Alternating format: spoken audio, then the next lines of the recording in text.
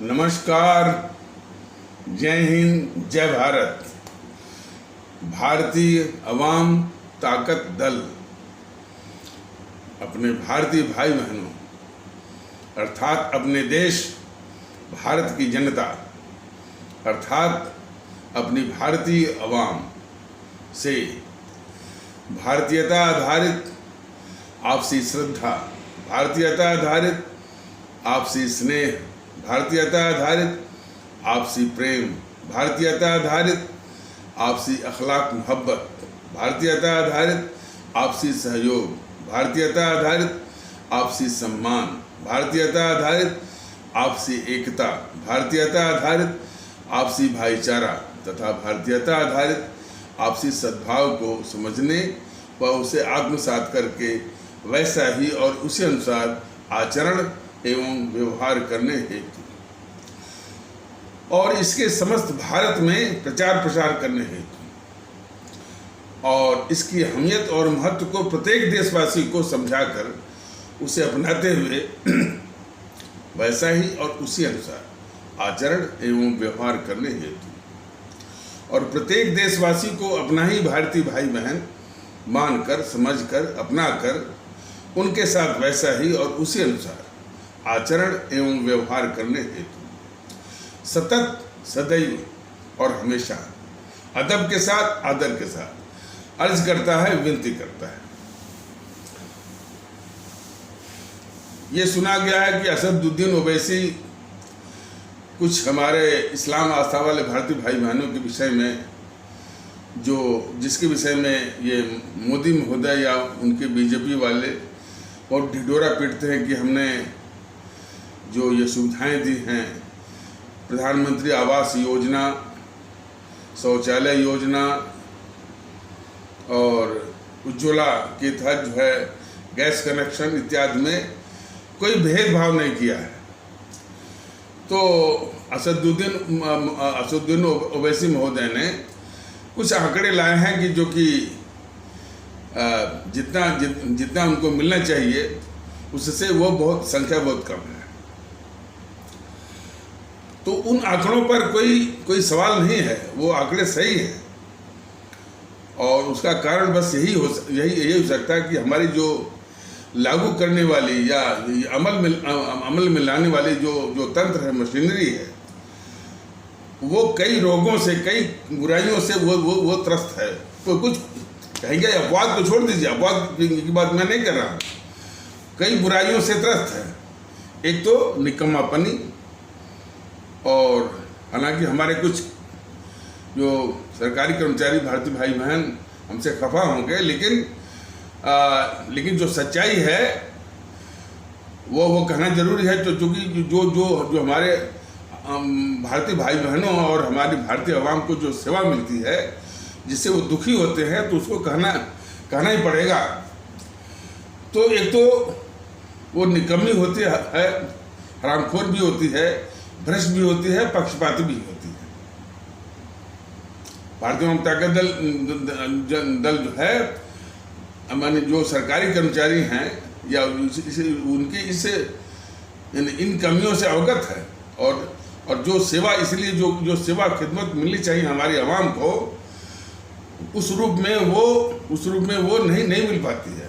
और इसका जिक्र जो है मौके बेमौके भारतीय अवाम ताकत दल करता रहता है कि जब हम आवाम को खिदमत करनी है तो अमल में लाने वाले माने जो इम्प्लीमेंटिंग एजेंसी जो तंत्र है या जिसको बोलते हैं डिलीवरी सिस्टम, तो जो सेवा प्रदायी तंत्र है, मशीनरी है, वह इन बुराइयों की शिकार है। तो इसीलिए एक तो भ्रष्ट है, दूसरे जो है पक्षपाती है, तीसरा जो है वो निकम्मी और हरामखोर है। यह एक बुराई, बहुत बड़ी बुराई है। और इसीलिए जो है हमारी आवाम को जो खिदमत जिस रूप में मिलना चाहिए वो मिलता नहीं है। भारतीय जनता दल ने जो बताया है कि जब इसका अवसर आएगा और और अपनी भारतीय आवाम के आशीर्वाद से यह सत्ता का उपकरण उसके हाथ में आएगा, इन बातों से अवगत है और इन बुराइयों को दूर करेगी जरूर। वक्त लगेगा, क्योंकि मशीनरी जो काम करते करते उसकी आदत बन गई है, उसके संस्कार बन गए हैं, तो उसको दूर करने में वक्त लगेगा। तो इसमें सीधे मोदी और योगी का योगदान नहीं है ऐसा करने में। वो उनकी जिम्मेदारी जरूर बनती है कि इन अमल में लाने वाली जो तंत्र है या डिलीवरी सिस्टम है, इसको दुरुस्त करने की जिम्मेदारी उनकी बनती है। और सिर्फ इसी मामले में नहीं, जो है वो अन्य मामलों में भी। तो चाहे योगी महोदय हों, चाहे मोदी महोदय हों, जो अमल में लाने वाला जो तंत्र है, जो कि इन बुराइयों का जो शिकार है, जो अभी बताया गया है, उन बुराइयों को दूर करने की जिम्मेदारी बनती है योगी महोदय की भी और मोदी महोदय की भी। लेकिन ये सिर्फ योगी के ही राज में हुआ ऐसा तो नहीं है। लागू करने वाली जो एजेंसी है वो राज्य सरकारें हैं। तो जहाँ राज्य सरकारें जो है वो जहाँ वामपंथियों की हैं, डीएमके की हैं, और जेएनपीसी कांग्रेसियों की हैं, और जो है झारखंड मुक्त मोर्चा की हैं, टीएमसी की हैं, उसके लिए भी जो है मोदी जी को जो है वो जिम्मेदार ठहराना ये गलत है। उनको उसके लिए भी ये असदुद्दीन महोदय जो है उन सरकारों के वो मुखिया को जिम्मेदार ठहराएं और उनसे बात करें। लेकिन इस तरह की समस्या का जो एक बड़ा आयाम यही है कि जितनी भी स्कीम होती है, योजनाएं होती हैं, खास करके हमारे गरीब भारतीय भाई बहनों को राहत देने के लिए या उनको लाभ पहुंचाने के लिए, वो इसी तंत्र की, इसी बुराई की, यानी इसी डिलीवरी सिस्टम की, इसी बुराई की भेंट चढ़ जाती है। या असदुद्दीन ओवैसी को भी मालूम होना चाहिए, और योगी महोदय को भी मालूम होना चाहिए, मोदी महोदय को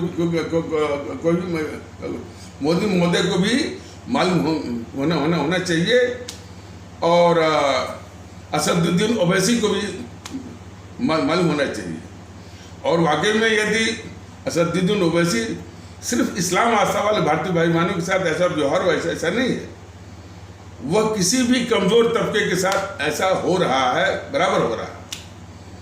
उसी को ये इसने कबूलनामा दिया था राजीव गांधी ने कि हम जब 100 रुपया भेजते हैं तो बीच में 90 रुपया जो है ये सिस्टम खा जाता है, 10 रुपया ही पहुंचता है। हालांकि उसका जो विकल्प, जो पंचायती राज की व्यवस्था दी गई, वह भी उससे अधिक करप्ट निकली। तो मशीनरी को कैसे उसको दुरुस्त किया जाए, यह चिंता वो किसी को नहीं है। यह वैसे ही है कि जैसे सरकारी कर्मचारियों के भ्रष्टाचार को नजर रखने के लिए, काबू में रखने के लिए क्या है एंटी करप्शन ब्रांच, क्या है विजिलेंस, और तीसरा है वो ये आपका विजिलेंस कमीशन, सीबीआई। ये खुद जो है वो भ्रष्टाचार के शिकार हैं। ये जितना हमने बताया जो है वो anti corruption branch, vigilance commission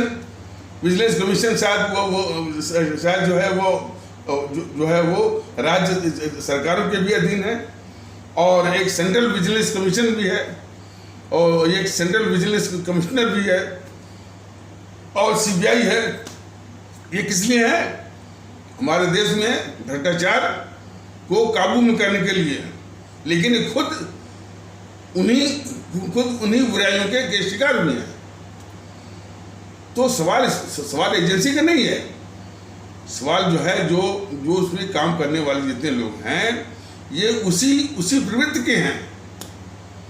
तो इसलिए जो शासक का काम होता है कि उस बुराई को जो है वो शासन के स्तर पर, चाहे वो सीबीआई का हो, चाहे सेंट्रल विजिलेंस कमीशन का हो, चाहे वो मैंने कि चाहे विजिलेंस का हो, चाहे वो एंटी करप्शन ब्रांच का हो, चाहे चाहे वो सरकारी कर्मचारियों का हो, उसको वही जिसके विषय में भारतीय जनता पार्टी बराबर बोलता रहता है कि हमारे जो परम आदरणीय राष्ट्र महानायक राष्ट्रभक्त शिरोमणि नेताजी सुभाष चंद्र बोस का जो शक्ति और अनुशासन का, हालांकि उन्होंने वकालत की थी तानाशाही का, तो तानाशाही तो खैर मुमकिन नहीं है, लेकिन तानाशाही की जो विशेषता है शक्ति और अनुशासन, तो शक्ति और अनुशासन और निष्पक्षता और शासन प्रशासन की जो है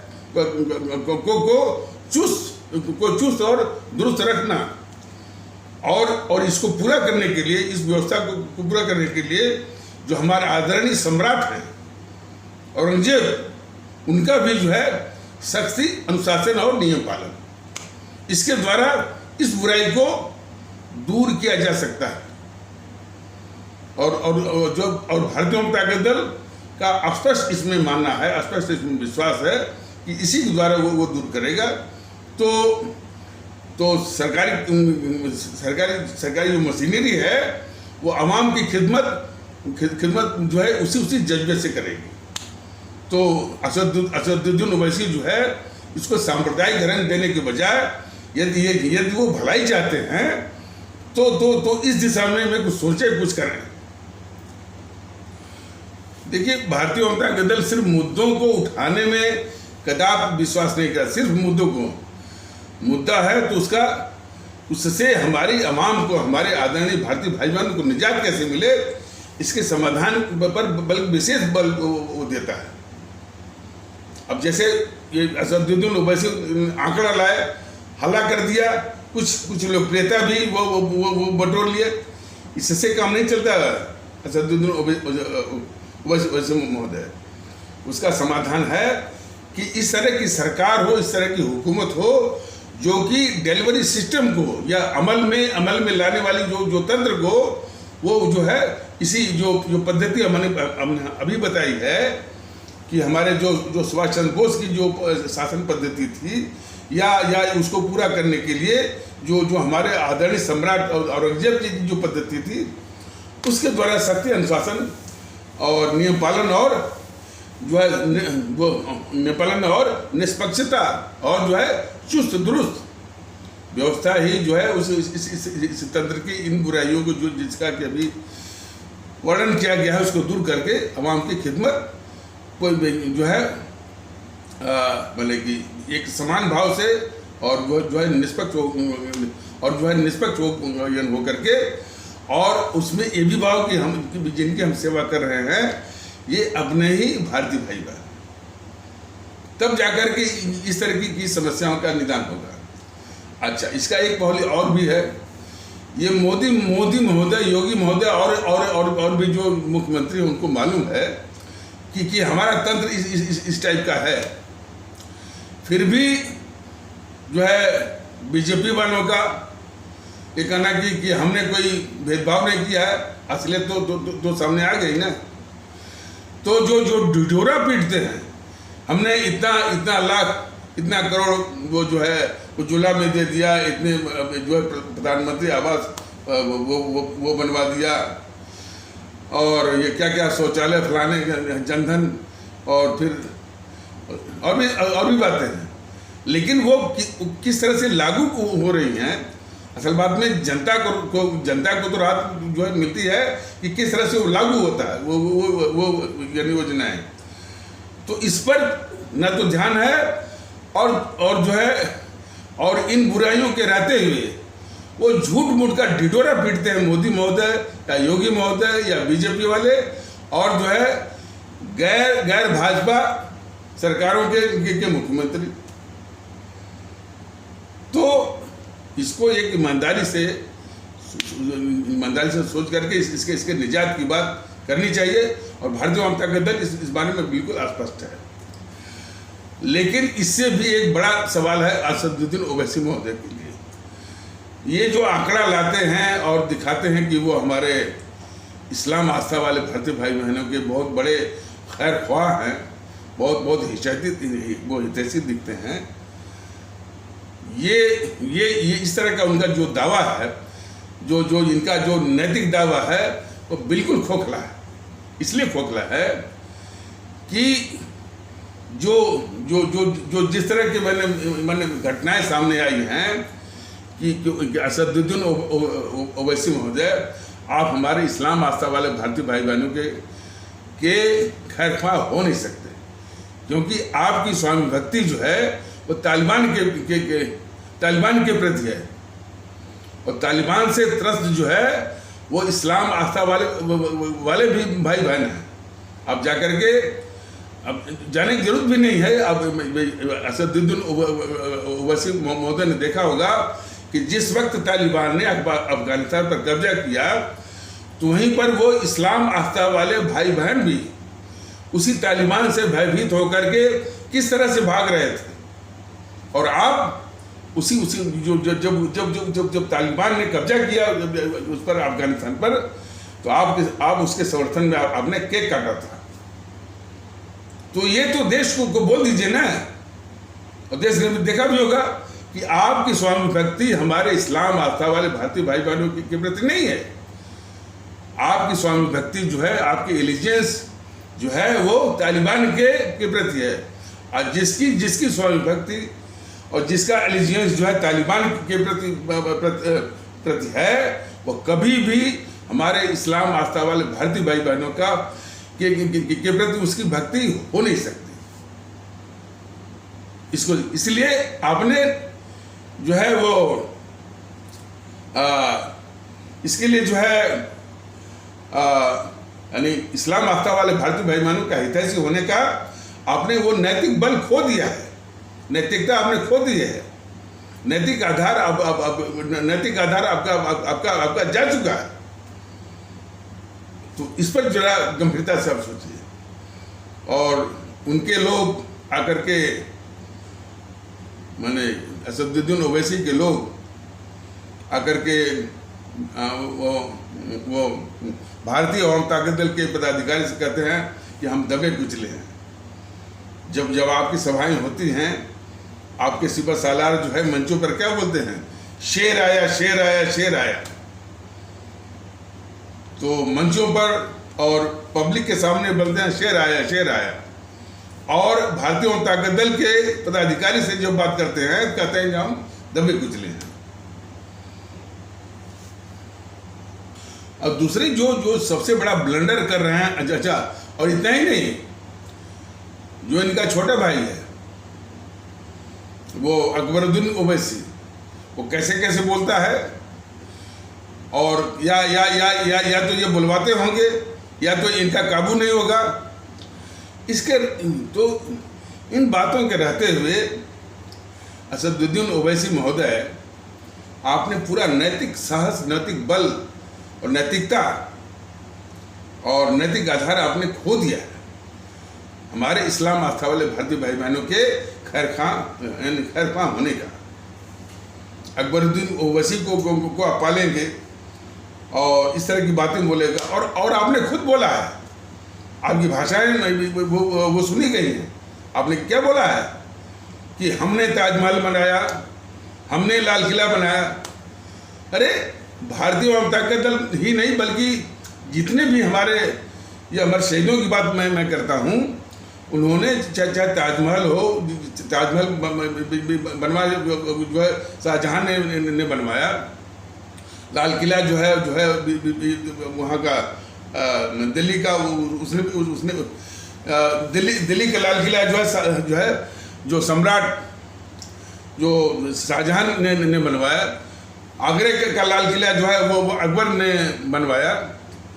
तो शाहजहां हो चाहे अकबर हो, ये हमारे भारतीय इतिहास के सम्माननीय सम्राट हैं, वो भारत के हैं।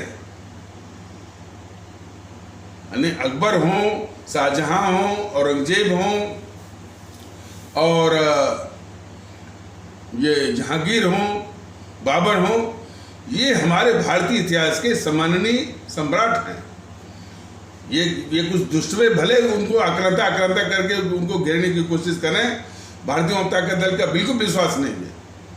भारतीय जनता दल बराबर इस बात को कहता रहा है कि जिस प्रकार हमारे अन्य जो ऐतिहासिक हस्तियां हैं, चाहे हमारा चोल वंश हो, चाहे चेर वंश हो, चाहे पांड्य वंश हो, चाहे पल्लव वंश हो, चाहे राष्ट्रकूट वंश हो, चाहे सतवाहन वंश हो जो कि दक्षिण के हैं, और उत्तर भारत के जो है चाहे आपका चौहान वंश हो, चाहे चंदेल वंश हो, चाहे मौर्य वंश हो, चाहे आपका जो है गुप्त वंश हो, सभी आदरणीय है। और उसी प्रकार हमारे जो है ये मुगल वंश भी वो हमारे एक जो है गौरवशाली इतिहास का वो हिस्सा है। तो वो भी जो है वो आदरणीय है, सम्माननीय है ऐतिहासिक हस्ती के रूप में। ये कुछ कट्टरवादी जो तत्वों के चक्कर में मत आइए जो कि इनको आक्रांता करते हैं। लेकिन ये भी सुनने में देखा गया है महोदय असदुद्दीन ओवैसी महोदय, ये भी देखा गया है आपका एक सार्वजनिक वक्तव्य भी आया है, वो आप कह रहे हैं कि हमको मुगलों से क्या मतलब, आपने बोला था। लगता है कि इन कट्टरवादियों के दबाव में आप भी दबाव में आ गए और जो है मुगलों से यानी क्या मतलब जो है इस तरह से आप जो है ये तो अवसरवादिता है, अपॉर्चुनिज्म है। भारतीय जनता दल तो बिल्कुल सम्मान साथ कर रहा है कि भाई मुगल वंश भी जिस प्रकार अन्य ऐतिहासिक वंश हैं, डायनेस्टीज हैं, ये सम्माननीय है। तो अब उस संदर्भ में कभी आप बोलते हैं कि हमने ताजमहल बनाया, हमने लाल किला बनाया, एक और तो ये कहते हैं, और दूसरी ओर आप कहते हैं कि हमको मुगलों से क्या मतलब। तो आप बहुत बड़ी दुविधा के शिकार हैं। पहले भारतीय माहौल में रह करके पहले ये सीख लीजिए कि किस तरह का व्यवहार जो है लोगों के साथ करना है और किस तरह के विचार आपको रखना है। तो खुद बहुत बड़े दुविधा के शिकार भी हैं और जो है यही बात जो है वो जो है फैलाते रहते हैं। और सबसे जो गंभीर बात जो अभी बताई गई है कि आपकी भक्ति और आप जो खैर पा हैं, जो हितैषी हैं तालिबान के हैं, जो तालिबान का हितैषी होगा वो कदापि हमारे इस्लाम आस्था वाले भारतीय भाई बहनों का हितैषी हो नहीं सकता। तो जो आपने आंकड़ा लाया वो सही है। ये मोदी महोदय को पता ही नहीं है कि आखिर जो जिस दिन योजनाओं का वो ढिढोरा पीटते हैं उसमें वास्तव में उसके कितने लाभार्थी रहे। यदि जब वो उनको मालूम रहता तो उसकी चिंता करते और उस कमी को दुरुस्त करने की बात करते हैं। बस वो स्कीम को मैंने चालू कर दिया और किस तरह से लागू हो रहा है जरा भी न तो इनको जानकारी है न तो चिंता है, ढिढोरा पीट रहे हैं। और उसके बीजेपी वाले और ढिढोरा पीट रहे हैं कि भाई इसमें कोई यानी भेदभाव नहीं किया गया। देख लीजिए असदुद्दीन महोदय जो आंकड़े लाए हैं वो सही हैं। भारतीय जनता दल हमारे जो परम आदरणीय राष्ट्र महानायक राष्ट्रभक्त शिरोमणि नेताजी सुभाष चंद्र बोस, हमारे शहीद आजम भगत सिंह और हमारे जो और अमर शहीद हैं बाबा साहब अम्बेडकर की प्रेरणा से पूरे देश में भारतीयता आधारित एकता, भाईचारा, आपसी सद्भाव, आपसी इखलाक मोहब्बत, आपसी विश्वास, आपसी भरोसा, ये सब काम करने के प्रयास में लगा हुआ है। और इसका ये भी संकेत है कि हमारे मुल्क भारतवर्ष के कोने कोने से इसकी गूंज, इसकी प्रतिध्वनि आ रही है। बड़े पैमाने पर अभी नहीं हुआ है, बड़े पैमाने पर करना है। और इसके लिए भारतीय जनता दल ने अपने आदरणीय भारतीय आवाम से ये निवेदन किया है, ये अर्ज किया है कि आप जो है जो वीडियो जो जारी किए गए हैं भारतीय जनता दल के द्वारा जो है सोशल मीडिया के यूट्यूब के इनके वीडियोस के पैगाम के माध्यम से, तो इसको अधिक से अधिक बढ़ाइए, जन जन तक ये पहुँचे, हमारे प्रत्येक भारतीय भाई बहन के पास पहुँचे। ये मुमकिन है, यह काम बहुत बड़ा है। इन समूहों ने 60-70 सालों तक जो है बहुत ही गंद जो है वो फैलाई हुई है, और गंद जो जमी हुई है परत दर परत। तो ये काम जो है बहुत बड़ा है, अकेले भारतीय जनता दल के बस का नहीं है। ये पूरी आवाम इसमें शामिल होगी और सच्चे मन से शामिल होगी। और सच्चे मन से मतलब यही है कि इस वीडियो को अधिक से अधिक बढ़ाइए और जन जन तक पहुंचे।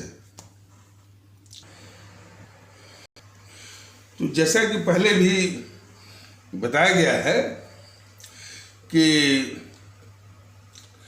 वीडियोस की संख्या जो है वो 1000 के आसपास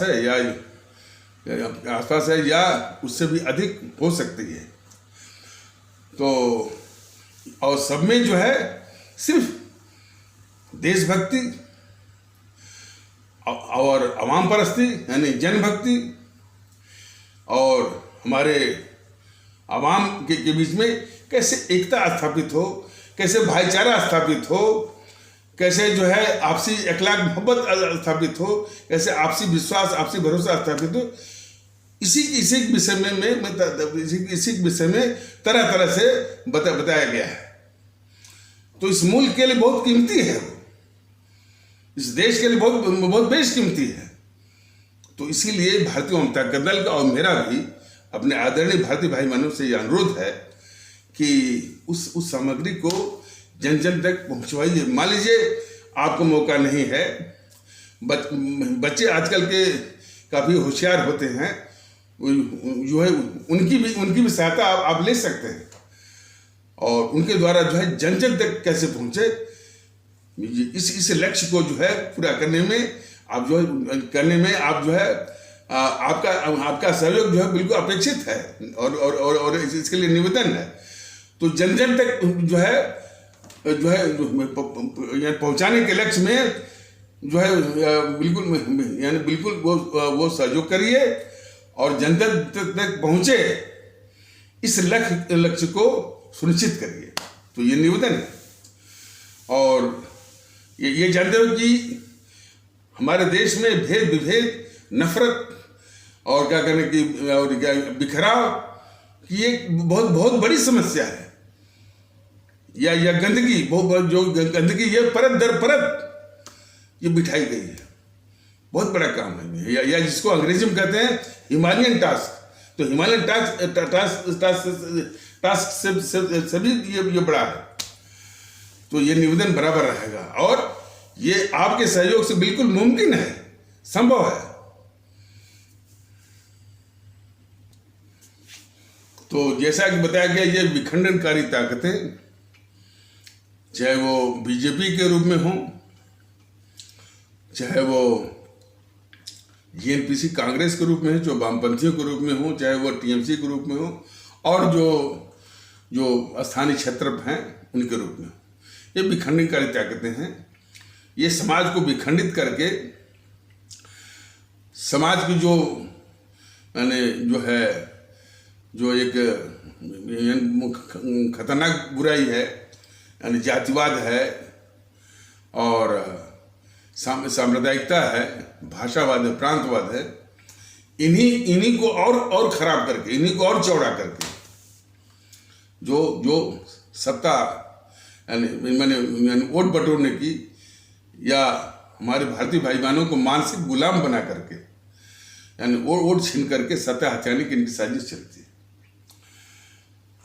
तो अब जो भारतीय जनता दल का ये मुहिम चल रही है कि भाई हर हालत में भारतीयता आधारित एकता स्थापित होने की होना पड़ेगा और होने की जरूरत है। तो इस मुहिम का और इस विचार का सामना करने का कोई नैतिक बल इनके पास रहा नहीं। और कैसे रहेगा? जो समाज को तोड़ रहा है वो भारतीय एकता का सामना वो सामना करेगा। बहुत जाहिर सी बात है कि जो भारतीय समाज को तोड़ रहा है, तोड़ करके सत्ता हटाने की जिसकी साजिश रही है, वो भला कैसे भारतीय आवाम ताकत दल के भारतीय एकता का नैतिक रूप से वो सामना कर सकता है? अपने आप में एक सवाल है। वो सामना कर ही नहीं सकते, वो सामना कर ही नहीं सकते। हाँ, साजिशें जरूर करेंगे, और जो कर भी रहे हैं। शुरू से ये जीएनपीसी वाले धमकी दे रहे हैं। हालांकि ये बातें यदि कन्फ्रंट होंगी तो वो इनकार भी कर सकते हैं, अब बड़े आराम से वो इनकार कर सकते हैं कि कौन कह रहा था धमकी, हम तो नहीं थे। और इनका झूठ बोलने का तरीके भी जो है वो हमारी आदरणीय भारतीय आवाम ने देखा है कि ये अपने किसी नेता और कार्यकर्ता या पदाधिकारी से ही गंदगी ये फैलवाते हैं। और जब उसकी काफी आलोचना होने लगती है तो बोलते हैं कि ये उसका व्यक्तिगत विचार है, या कुछ समय के लिए उसको पार्टी से निकाल देते हैं, लेकिन गंदगी यही वो फैलवाते हैं। और तो इनकार करना, झूठ बोलना, अफवाह तो इनका एक अस्थाई परमानेंट इनके हथियार।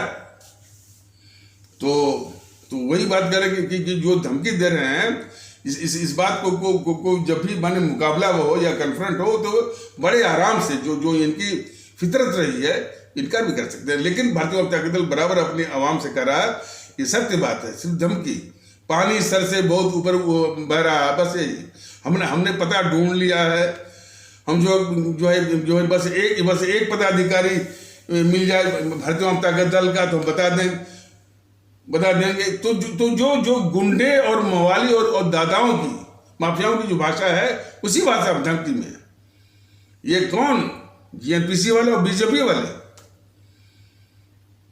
हमारी आवाम देख ले भाई, ये कहते हैं कि हम भारतीय हैं, हम भारतीय राष्ट्रीय कांग्रेस है, लेकिन जो चरित्र है इन सबों का, जो शुद्धता जो है गुंडे माफिया और जो है वो जो है गुंडा माफिया और दादाओं वाला। तो एक तो इनका ये चरित्र है। दूसरा जो किस तरह से सामना करते हैं, तो इनके नेता चाहे जेपी नड्डा हों, चाहे मोदी महोदय हों, चाहे और पार्टियों को, या इनके जो सिवा सालार हैं यानी यूट्यूब पर, बस इस प्रकार बोलेंगे। कुछ लोग यूट्यूब पर बैठ गए हैं, भारतीयता की बात करते हैं। अरे भाई, भारतीयता कोई मजाक की चीज है क्या? भारतीयता से गंभीर कोई मुद्दा इस देश में कोई और जो है हो नहीं सकता है। भारतीयता से बढ़कर के इस मुल्क भारत में कोई और मुद्दा हो नहीं सकता है। बीजेपी वालों जान लो, मोदी महोदय जान ले, और सभी पार्टियां जान ले। आपकी असलियत तो आप देखिए, इसके पहले राष्ट्रवाद, कभी भारतीयता, मुसलमानों का भारतीयकरण होना चाहिए, तमाम इनके थे। आज इनकी आरएसएस वालों की जो है वो बोलती बंद है। बोलते थे ब्राह्मण, मुसलमानों का भारतीयकरण होना चाहिए, तमाम इनके जुमले थे। आज वो सब जुमले जो है वो छिप गए हैं। भारतीय जनता दल ने बराबर कहा कि किसी के भारतीयकरण करने की आवश्यकता नहीं है, सभी लोग भारतीय हैं। बस जरूरत इतना ही है कि वो भारतीय की तरह सोचे और व्यवहार करें, बस ये चाहिए, जो कि नहीं हो रहा। और भारतीयकरण करना भी है तो सबसे पहले इस आरएसएस का करना है। इसकी सोच अभी भी जो है भारत को क्या आवश्यकता है उसका अनुसार नहीं आई है। अभी भी ये राष्ट्र भारतवर्ष है, अब वो बोलता है कि वो हिंदू राष्ट्र है। तो भारतीयकरण यदि करना भी है तो सिर्फ जो है इसको करने की जरूरत है, आरएसएस को। लेकिन हमारे भारतीय भाई बहनों, हमारे अदर समस्या सिर्फ आरएसएस बीजेपी तक नहीं है, और जो दल हैं वो कितने घटिया स्तर के माने और कितने नुकसानदेह, कितने घातक हैं इस मुल्क के लिए, उसको भी समझने की जरूरत है। कल मैं एक वीडियो देख रहा था जिसमें संजय सिंह नेता है, वो कैसे बोल रहा है, कह रहा है कि हमको देशभक्ति की सर्टिफिकेट, किसी जो देशभक्ति की सर्टिफिकेट हमको बीजेपी से नहीं चाहिए। अरे बेवकूफ संजय सिंह, देशभक्ति सर्टिफिकेट की चीज नहीं है, वो जज्बे की चीज होती है। जरा ये समझ ले तू। संजय सिंह जैसे बेवकूफों को ये बताना जरूरी है कि देशभक्ति जो है, राष्ट्रभक्ति या मुल्क परस्ती जो है, या आवाम परस्ती जो है, ये सर्टिफिकेट की चीज है ही नहीं, ये जज्बे की चीज होती है, और उसके अनुसार आचरण की आवश्यकता होती है। तुम्हारा केजरीवाल जो है वो भारत तेरे टुकड़े होंगे। अच्छा, उस डिस्कशन वो जो है वो किस टाइप का था कि ये 8 साल बोलते हैं, 8 साल बेमिसाल। क्या बताया जाए, देश के दुश्मनों को पालने वाली बीजेपी कह रही कि बेमिसाल। ये पीसी कितनी खतरनाक है, ये बताने की जरूरत है। ये आम आदमी पार्टी खुद कितनी खतरनाक है इस देश के लिए, ये बताने की जरूरत है। जिस पार्टी का वो संजय सिंह दहाड़ रहा था, एक शब्द नहीं निकला, एक शब्द जो है वो हिमांशु त्रिवेदी का नहीं निकला कि ये इनके केजरीवाल वो हैं जो भारत तेरे टुकड़े होंगे और भारत की बर्बादी तक जंग जारी रहेगी, इसका समर्थन किए थे। एक शब्द नहीं निकला। ये राष्ट्रवादी बनते हैं ना, हिमांशु त्रिवेदी जो है राष्ट्रवादी बनते हैं, और लगता है वो भूल भी गए कि कन्हैया ने जो नारा लगवाया था कि भारत तेरे टुकड़े होंगे, भारत की बर्बादी तक जंग जारी रहेगी, उसका समर्थन किया था इसने, केजरीवाल ने। और जब उसकी फाइल जब दिल्ली पुलिस ने 36 महीने में उसकी चार्जशीट की फाइल बनाई, उसको 8-9 महीने लेके बैठ गया था ये गद्दार केजरीवाल। तो चूंकि ये सब स्टिकर लगाते हैं बीजेपी वाले राष्ट्रवाद का, लेकिन ये हमेशा देश के गद्दारों को, देश के दुश्मनों को सामने भी बचाते हैं, और वैसे भी इसमें सुधांशु त्रिवेदी से लेकर संजय सिंह सब झूठ ही बोल रहे थे, सब झूठ बोल रहे थे। वो गिना रहे थे कि इतने उद्योग आ गए, फलाने आ गए। उद्योग वगैरह से, विकास से सबसे जरूरी है सुधांशु त्रिवेदी महोदय, इस देश को सुकून, जो कि बीजेपी ने छीन लिया है। आपसी सद्भाव जो कि बीजेपी ने छीन लिया है, आपसी विश्वास इस समाज का जो कि बीजेपी ने छीन लिया है।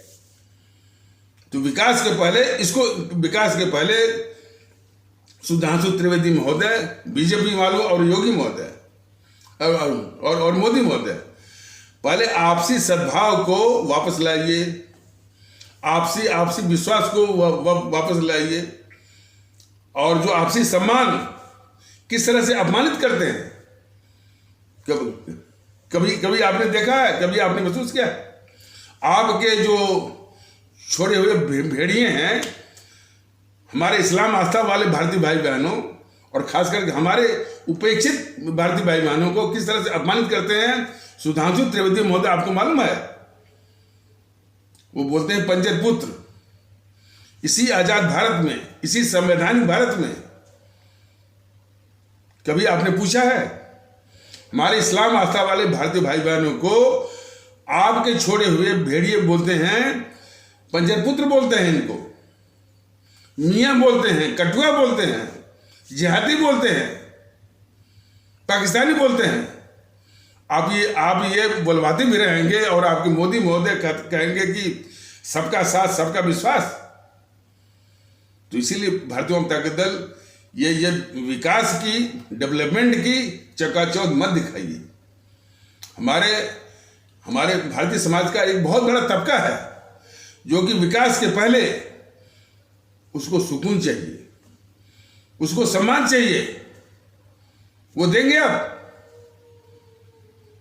तो इसलिए वो इसलिए यानी बेमिसाल की बात ही नहीं है। आपने हमारे भारतीय भाई बहनों का आपसी विश्वास छीन लिया है, आपसी विश्वास छीन लिया है, आपसी भरोसा आपने छीन लिया है, और आपसी अखलाक, मोहब्बत, आपसी भाईचारा आपने छीन लिया है। उसके बदले आप जो है वो विकास देंगे, और साथ साथ देश के दुश्मनों को अब जो पाल रहे हैं। जेएनपीसी कितनी खतरनाक है उसके साथ आप बहस करेंगे। सिर्फ ईडी वगैरह का हवा दिखा करके उसकी जो बड़ी जो डकैती है 2 लाख करोड़ की, उसको आप बचाएंगे। और कितनी बड़े गद्दार है इसको भी आप छुपाएंगे। राहुल कितना बड़ा गद्दार है उसको भी आप बचाएंगे। और इसको आप कह रहे हैं कि जो है वो ये बेमिसाल है। और इस पर जो है संजय सिंह भी नहीं बोल रहा था, क्योंकि संजय सिंह का आम आदमी जो है, आम आदमी पार्टी या उसका केजरीवाल खुद ही गद्दार है। वो भारत तेरे टुकड़े होंगे, इंशाअल्लाह भारत की बर्बादी तक जंग जारी रहेगी। ऐसे इस तरह का नारा लगवाने वाले कन्हैया का समर्थन करने वाला तो केजरीवाल था। और जब वो चार्जशीट बन के आई जो है यार इस के खिलाफ, उस चार्जशीट वाली फाइल पर ये खुद 8-9 महीने बैठ गया। खालिस्तानी आतंकवादियों के साथ इसके संबंध भी स्थापित हो गए हैं। और सबसे बड़ी बात उसी डिस्कशन में जिसमें ये संजय सिंह भी बैठा था और जो है वो हिमांशु त्रिवेदी भी बैठा था।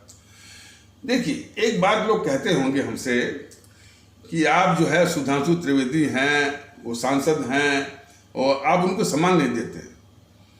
जरा आप लोग बताइए, क्या ये सम्मान के काबिल हैं? मैं पूछता हूं। जो समाज में नफरत जो है फैलवाए, जो समाज में भेड़ियों को छोड़ दे कि जाकर के हमारे पूरे इस्लाम आस्था वाले भारतीय भाई बहनों को पंजर पुत्र कहे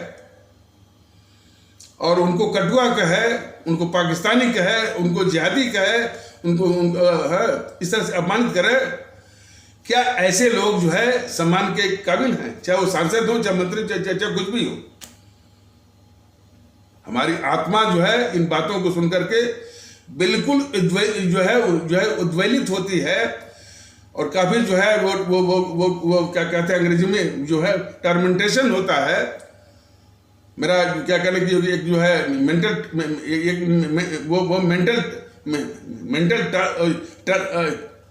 टार्चर होता है। और ये बात करते हैं कि यार इनको सम्मान मिले,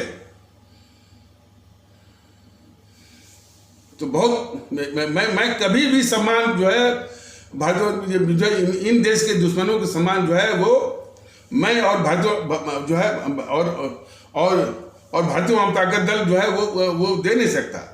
सिर्फ मोदी महोदय, क्योंकि वो एक संवैधानिक पद पर बैठे हैं, मेरी मजबूरी है, क्योंकि उस पद पर जो आसीन है, तो हमारी भी संवैधानिक मजबूरी है कि उनको सम्मान देना।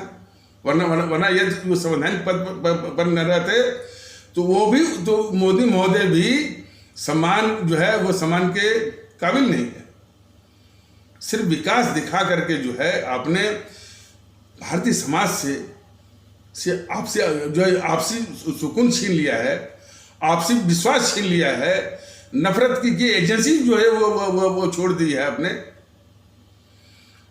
इसका ये मतलब नहीं कि सिर्फ आप ही जिम्मेदार हैं। नफरत की एजेंसी कुछ आपकी रहती है और इसका कई गुने इसी को बहाना बना करके ये देश के दुश्मन भी नफरत वो फैलाते हैं। लेकिन शासन तो आपका है ना, शासन आपका है। कोई भी आप ले लीजिए, जब से आप आए हैं सीए पर जो हिंसा हो, आपका जो है कृषि कानून के विरोध में जो किसान आंदोलन हो, और इसके बाद जो है 26 जनवरी की जो घटना हो, अभी जो है वो अग्निपथ पर जो है या अग्निपथ या अग्निवीर पर जो जला देना हो, इसके पहले जो है जो सुप्रीम कोर्ट ने एक आदेश दिया था, जो कि इसमें SC/ST एक्ट में जो है उसने संशोधन किया था कि भाई पहले इंक्वायरी करो और इंक्वायरी में यदि कोई तथ्य मिलता है उसके आधार पर जो है गिरफ्तारी करो। उसको जो है यही गद्दार राहुल गांधी पूरे देश में एक झूठ अफवाह फैलाया कि मोदी जी ने आरक्षण ही खत्म कर दिया। तो चंद्रशेखर रावण से मिलकर के यही गद्दार राहुल गांधी पूरे देश में नफरत की आग फैलवाया, वो पूरी हिंसा फैलवाया। और कम से लोग बताते हैं कि करीब 35,000 करोड़ से ऊपर जो है संपत्तियों का नुकसान करवाया। ये गद्दार राहुल गांधी है। और सबसे बड़ी बात है कि तमाम वाकयात हैं जो कि चिल्ला कर कहते हैं कि राहुल गांधी गद्दार है इस देश का। बीजेपी इस गद्दार राहुल गांधी को गद्दार न तो गद्दार कहती है, न तो मानती है, और इस तरह से साजिश भी करती है कि हमारी अवाम भी, हमारे देश के लोग भी जो है इस गद्दार राहुल गांधी को गद्दार न तो माने न तो समझे। ये इसी गतिविधि बीजेपी की जो इस देश के लिए अक्षम है और सबसे बड़ी गद्दारी है। तो सिर्फ इस बात की थी कि जो दोनों मीडिया वाले एक शब्द नहीं निकल रहा है, मीडिया वालों के एक शब्द नहीं निकल रहा है कि किस तरह से देश के दुश्मन जो है वो राजनीतिक पार्टियों के बेस में है, उनको बड़े बड़े आदर के साथ बुला रहे हैं और एक शब्द नहीं बोल रहे हैं सर। इसीलिए भारतीय जनता दल अपने आदरणीय भारतीय भाई बहनों से यही कहना चाहता है कि आपके दुश्मन कई हैं, इस देश के दुश्मन कई रूपों में हैं। मीडिया का रूप धारण करके इस देश के दुश्मन, वो सुधीर चौधरी था ना, आजकल वो आज तक में चला गया है। वो इसके पहले जो है वो जी न्यूज़ में था और 9 बजे उसका प्रोग्राम आता था DNA, daily news and analysis.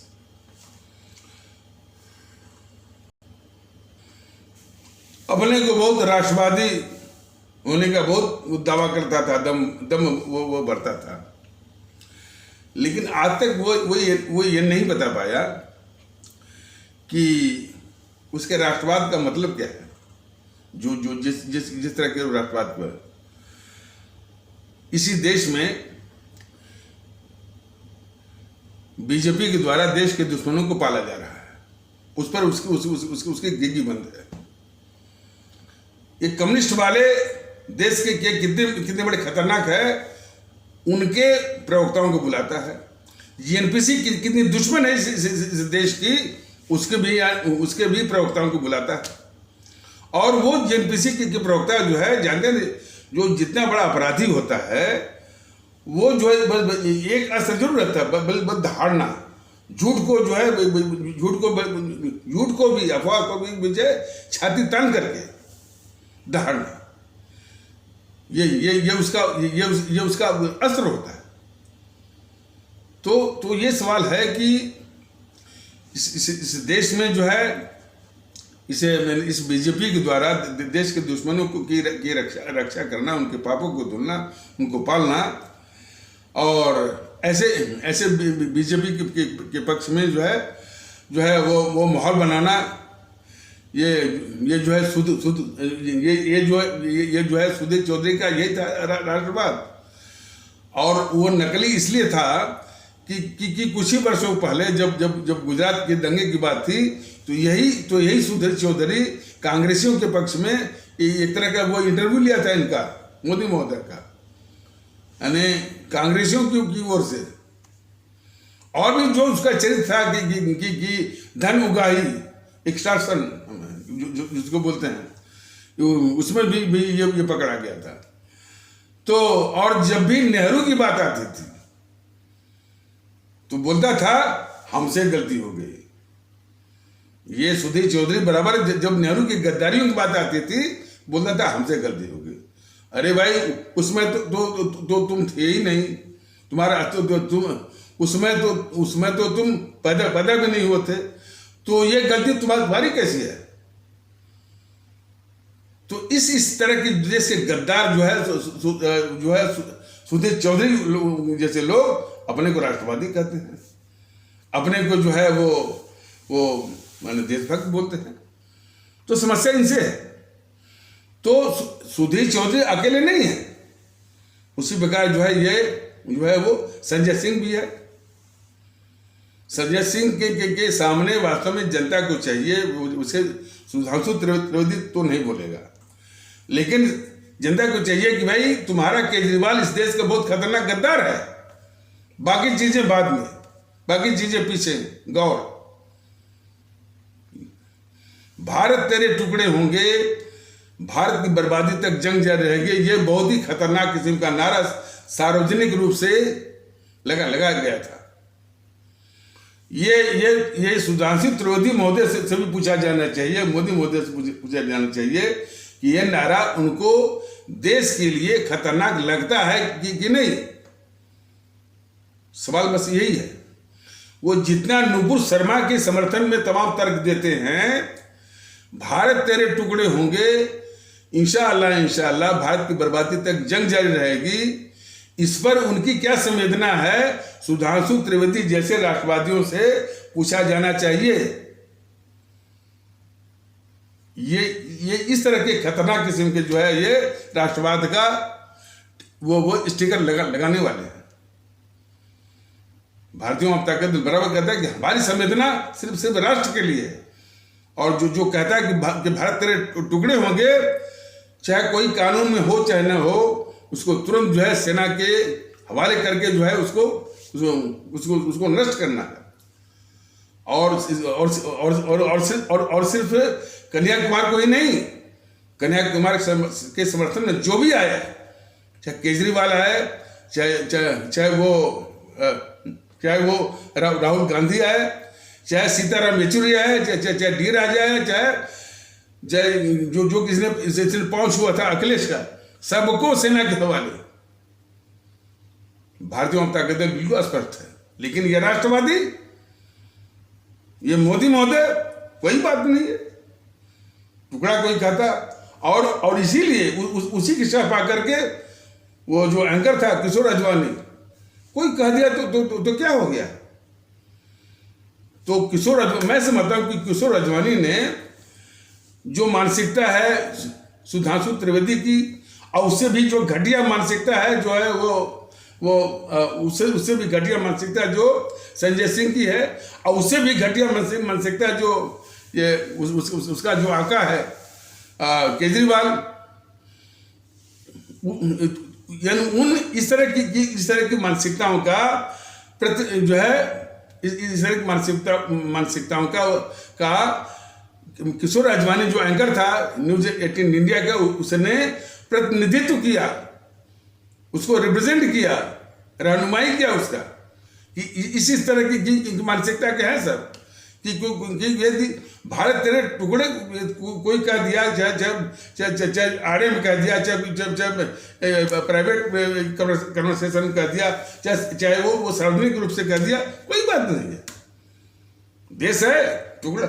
अरे ये एक तो कहता है कि भारत तेरे टुकड़े होंगे, जेएनपीसी ने तो टुकड़ा करा ही दिया ना। क्या हुआ जेएनपीसी का? जेएनपीसी को तो वोट मिलते रहे ना। और वो संजय सिंह बोल रहा था महंगाई, बेरोजगारी। संजय सिंह, पहले ये बता तू, केजरीवाल ने जितना लूट करके पैसा जमा किया है, जो तुम जैसे लोग क्यों नहीं कहते कि भाई केजरीवाल का जो लूटा हुआ, केजरीवाल ने जो लूट कर पैसा जमा किया, वो पैसा लेकर के भारत सरकार जो है सब्सिडी दे करके जनता को महंगाई से निजात दिलाए। बोलेगा ऐसा? नहीं बोलेगा। और न तो वो बोलेगा, न तो ऑडियंस पूछेगी, न तो सुधांशु त्रिवेदी पूछेगा। और सुधांशु त्रिवेदी से भी सवाल है कि क्या मोदी महोदय इस जेएनपीसी वालों के द्वारा लूट करके जो जमा किया हुआ काला धन जो विदेशी बैंकों में है, और उसका दुगना तो अपने देश में भी है, उस काला धन को ला करके डीजल पर जो है सब्सिडी दे करके और भी तरह की छूट दे करके जो महंगाई की मार हमारी साधारण आवाम और गरीब आवाम जो झेल रही है, उससे निजात दिला सकते हैं आपके मोदी महोदय। इस पर भी घिघी बंद है, और उस पर उसके बाद भी 8 साल बेमिसाल और 8 साल बवाल के विषय में क्या बोला है वो झूठा जो है वो संजय सिंह, महंगाई और बेरोजगारी, इसको मालूम नहीं है। महंगाई जब वो गद्दार थी इंदिरा गांधी, और जो है वो बांग्लादेश वाला जो युद्ध हुआ था, 4 गुना महंगाई बढ़ी थी उसमें, इसको मालूम नहीं। और इस संजय सिंह जैसे बेवकूफ लोगों को ये जानना चाहिए कि महंगाई पर एक ही प्रधानमंत्री वो काबू में किया था, शायद इसको मालूम भी नहीं है। ये संजय सिंह जैसे लोग जो है अब वो सांसद भी बन गए हैं।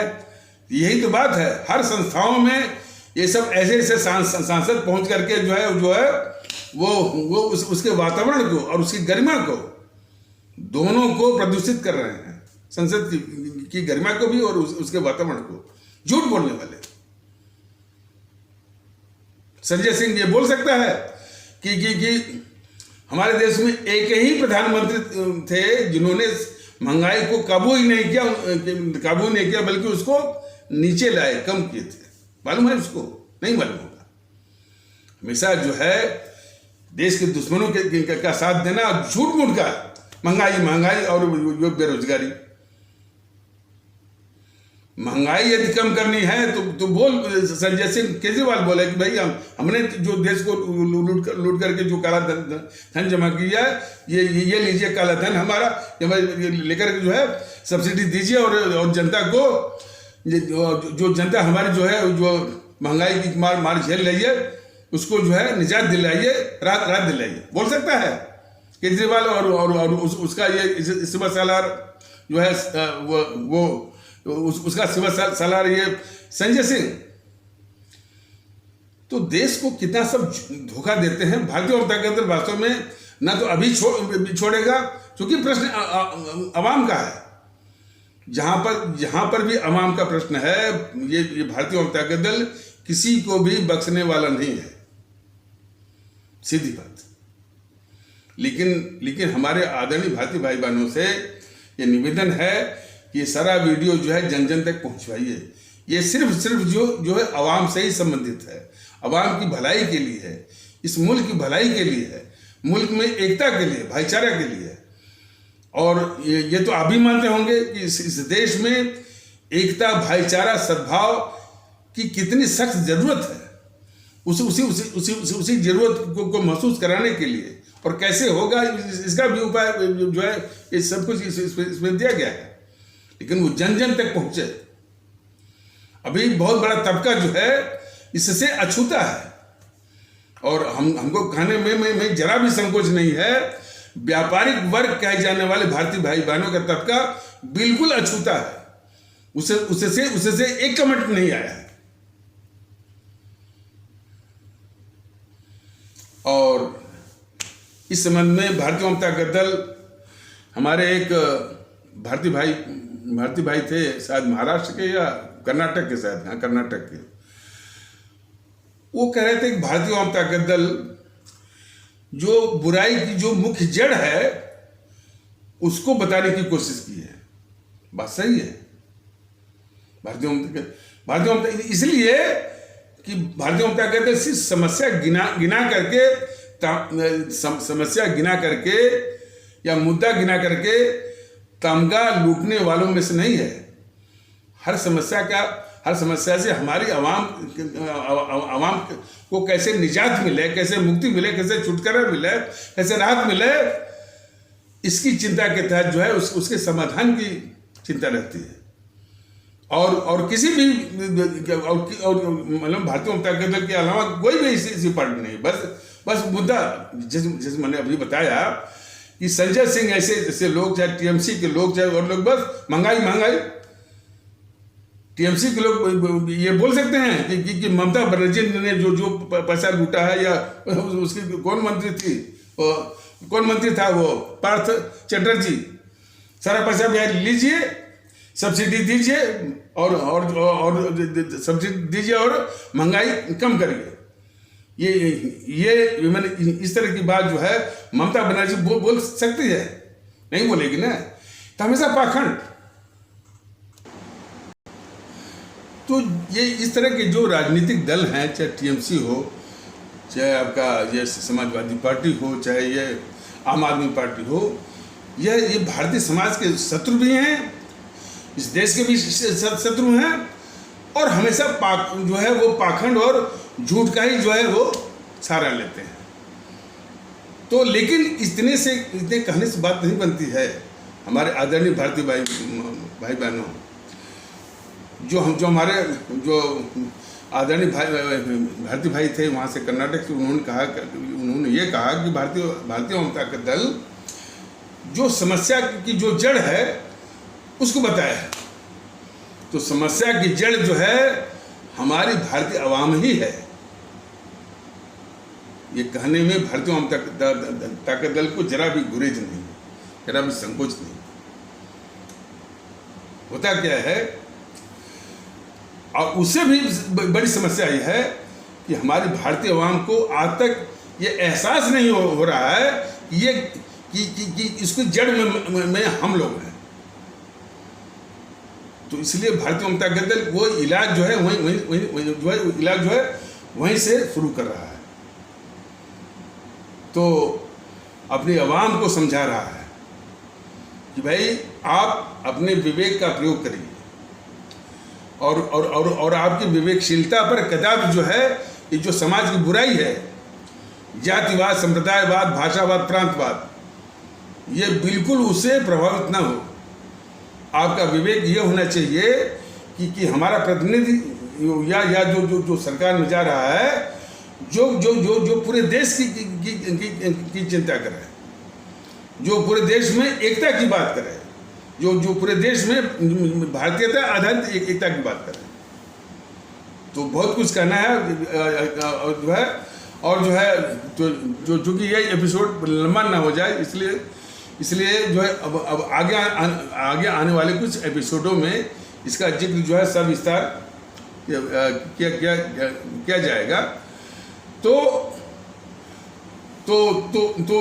ये इसके संबंध में ये कहा गया कि भारतीय जनता दल अपनी आवाम को ये समझा रहा है कि पहले अपराध बोध में कि हमसे गलती हो रही है। अब इसको इस रूप में बताया गया है कि ऐसे तत्व जो है यदि ठीक से जागरूकता हो हमारे देश में, तो ऐसे तत्व जो है जिनको मैंने उचित स्तर की जागरूकता की स्थिति में उनको, जिन तत्वों को समाज से बाहर निकाल देना चाहिए, जिनको देश के बाहर निकाल देना चाहिए, हम उनको वोट करते हैं। क्या ये कड़वी सच्चाई नहीं है? जो है इस जेएनपीसी वालों ने इस देश को बांटा, और 70 सालों तक उनको वोट मिलता रहा और सत्ता पर बैठे रहे। इसकी जड़ में कौन है बताइए ना। इन सारे सवालों का जवाब ढूंढना पड़ेगा। हम नहीं कहते हैं कि जिसका जवाब दीजिए, लेकिन एक आत्मचिंतन करिए। सन 84 का जो हुआ घटना हुई, जरा इसको बड़े ईमानदारी से जरा सोचिए। सन 84 की जो घटना है सिर्फ शर्मसार नहीं करती है, वो दिल को दहलाती है। हमारे इसी आज़ाद भारत में 6000 हमारे सिख आस्था वाले भारतीय भाई बहन का सरेआम कत्ल हुआ, टार बांध करके उनको जलाया गया। वो तो दूसरी बात है कि यहीं पर सुप्रीम कोर्ट, यहीं पर हाई कोर्ट, यहीं पर राष्ट्रपति बैठे हैं और किसी ने स्वतः संज्ञान नहीं लिया। बहुत ऊंचे तो बनते हैं। तो जब ये घटना हुई, तो जिसने ये कत्ल करवाया उस जेएनपीसी को हमारी आवाम ने आजाद भारत में सबसे अधिक एमपी देकर उसकी सरकार बनाई। क्या ये सवाल नहीं है? और सिर्फ शर्मसार से काम नहीं चलता है, ये आत्मचिंतन की बात है, आत्ममंथन की बात है। वही आत्मचिंतन, वही आत्ममंथन की बातें जो है भारतीय जनता दल उठा रहा है कि इस मानसिकता को छोड़िए। वो शायद लोग बताते हैं यदि इस तरह के इशू के बीच में आप जाएंगे तो सन 84 के चुनाव में आरएसएस और ये जेएनपीसी एक साथ हो गए, और आरएसएस मैंने इस कीमत पर भी, देखिए आरएसएस तो अपनी प्रतिष्ठा की कीमत पर भी इसे जेएनपीसी को बचाती है। आरएसएस जेएनपीसी एक साथ होकर के अपने बीजेपी का भी नुकसान कर दिया। इसके वाजपेयी भी हार गए, एक से धुरंधर हार गए, लेकिन इसने उस जेएनपीसी को जितवाया। और ऊपर से इस आरएसएस ने जिस जेएनपीसी के लिए काम किया, उसी जेएनपीसी से आरोप भी झेला कि सिख आस्था वाले भारतीय भाई बहनों को कांग्रेस ने नहीं मारा, हिंदुओं ने मारा या आरएसएस ने मारा। इस तरह का आरोप जो है आरएसएस ने जेएनपीसी के द्वारा फैलाए गए आरोपों को भी झेला। कौन है आरएसएस? जो कि जेएनपीसी जिसने जेएनपीसी को जिताने के लिए अपने बीजेपी को भी वो हरवा दिया। तो ये कहानी बड़ी विचित्र है। इसीलिए तो आरएसएस का जो चरित्र है, इसको बहुत ही गंभीरता से वो मुखौटा लगाया है कि हम सांस्कृतिक संगठन है। ये सब बकवास। इस देश के लिए बहुत ही खतरनाक किस्म का संगठन है। जब आरएसएस के, एक बात ध्यान दीजिए, जब आरएसएस की बात की जाती है, उससे घटिया किस्म के जो है वो संगठन जो है, जो इस्लाम आस्था में जो बने हुए हैं, ये मुस्लिमीन इत्तेहादुल, वो तो खुले रूप में इस समाज में वो भड़काते हैं और देश के दुश्मनों का समर्थन करते हैं। वो पाकिस्तान का भी समर्थन करते हैं, वो चीन का भी समर्थन करते हैं। तो वो और खतरनाक है।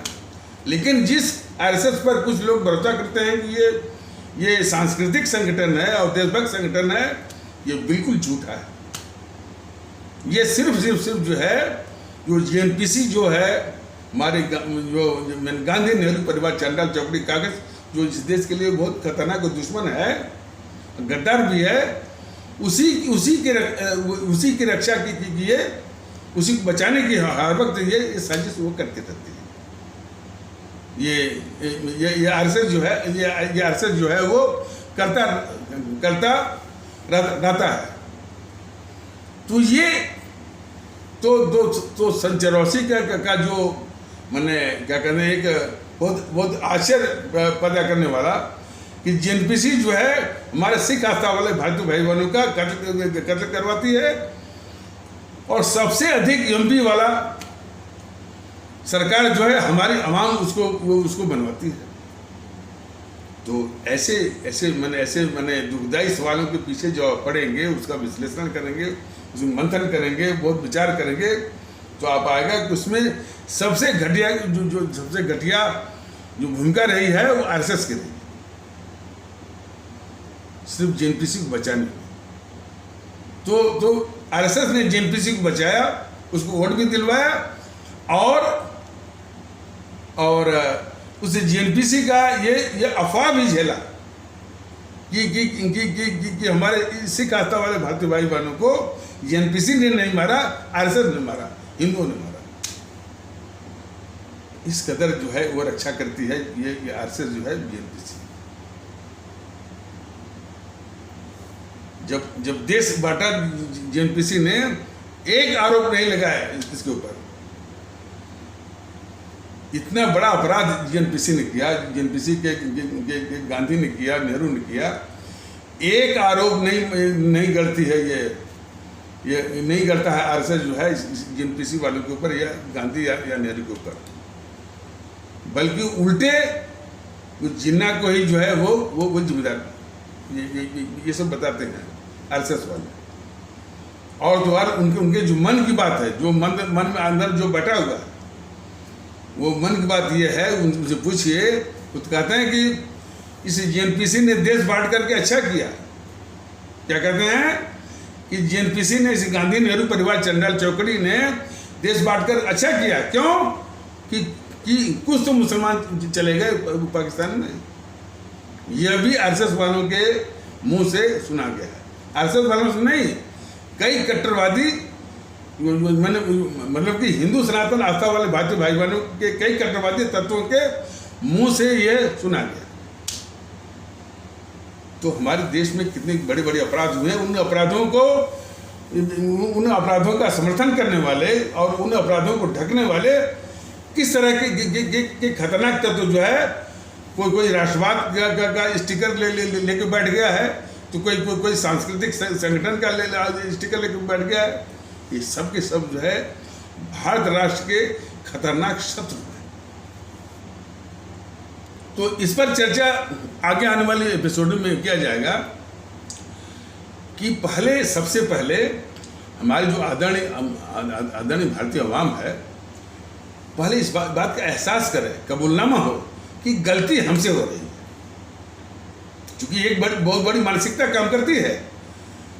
मानसिकता वो काम करती है कि सारी बुराई जो है राजनीतिक पार्टियों में है, सारी बुराई जो है वो राजनेताओं में है, इसी तरह का। और इस पर जो है वो चुटकुले भी बनते हैं।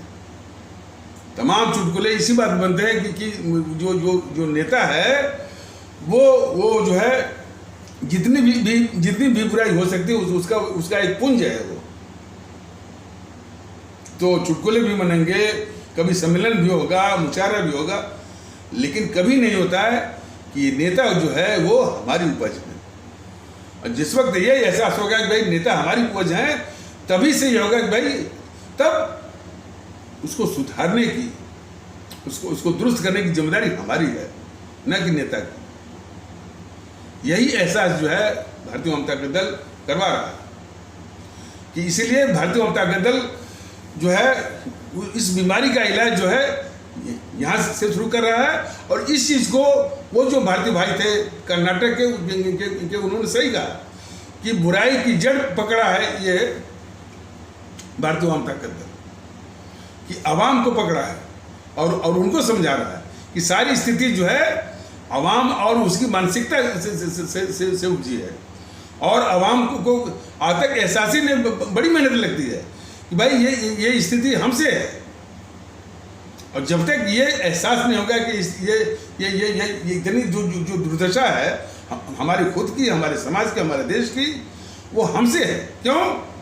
कि हम कुपात्रों को, उन कुपात्रों को जिनको देश के बाहर निकाल देना चाहिए, इस समाज के बाहर निकाल देना चाहिए, उनको हम चुन करके सत्ता में भेज रहे हैं। इतना बड़ा राष्ट्रीय अपराध वो हमसे हो रहा है। जो अमोघ अस्त्र हमको मिला हुआ है, जो कि हमारे इतने बड़े राष्ट्रभक्त, इतने बड़े विद्वान डॉक्टर राजेंद्र प्रसाद अम्बेडकर साहब जैसे लोगों ने भारत का संविधान बनाकर एक अमोघ अस्त्र दिया, उस अमोघ अस्त्र को जो है इस तरह से जातिवाद में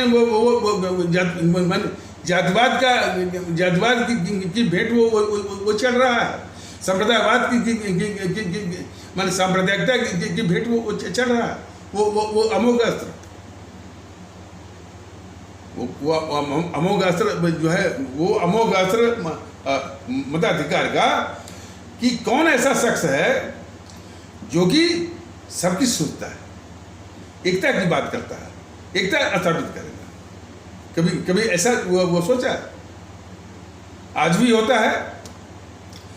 एक कोई सज्जन कह रहे थे कि जैसे कि मान लीजिए कोई इस्लाम आस्था वाला कैंडिडेट है, लोग जानते हैं कि भाई ये इस्लाम आस्था वाला उम्मीदवार जो है ईमानदार भी है, बिल्कुल योग्य है और वो पात्र है, लेकिन ये मानसिकता बिल्कुल हावी हो जाती है, वो मुसलमान है, इसलिए उसको वोट नहीं करना। तो इसी तरह से तमाम जो है घटिया किस्म की मानसिकता जो है हावी होकर के उस अमोघ अस्त्र की जो इफेक्टिविटी है, जो उसकी प्रभावशीलता है हमारे अमोघ अस्त्र मताधिकार की, उसको जो है वो प्रभावहीन कर देते हैं। तो तमाम तरह से भारतीय जनता दल अपने भारतीय भाई बहनों को जगह सबसे बड़ा काम है कि सबसे पहले एक तो अपने वजूद को सही करिए, सही पहचाने कि हम सिर्फ भारतीय हैं।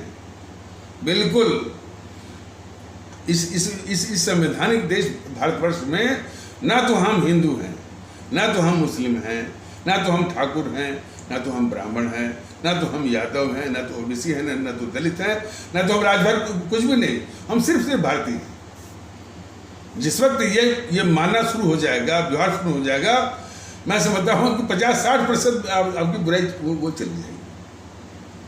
और फिर मैंने राष्ट्र के परिप्रेक्ष्य में, उसकी पृष्ठभूमि में पात्र लोगों को ही चुनना है। इस तरह का मन आप बनाइए। कौन से लोग पात्र होंगे इसकी अवधारणा के विषय में भारतीय जनता दल ने बताया हुआ है और आगे भी बताया, तब जाकर के ये निजात जो है वो मिल पाएगी। और अपने आप जो है, जो ये काले अंग्रेज हैं, बीजेपी और ये जेपीसी, कांग्रेस और वामपंथी और टीएमसी हो गया, ये अपने आप जो है मैदान छोड़कर भाग जाएंगे। और इनको मैदान छुड़वाना है। ये बहुत खतरनाक किस्म के काले अंग्रेज हैं। ये पहचान हमने नहीं, हमारे शहीद आजम भगत सिंह ने बहुत पहले कर ली है। तो इन्हीं आवश्यक शब्दों के साथ इस आवश्यक परिचर्चा को यहाँ पर विराम दिया जाता है। तब तक के लिए नमस्कार, जय हिंद, जय भारत।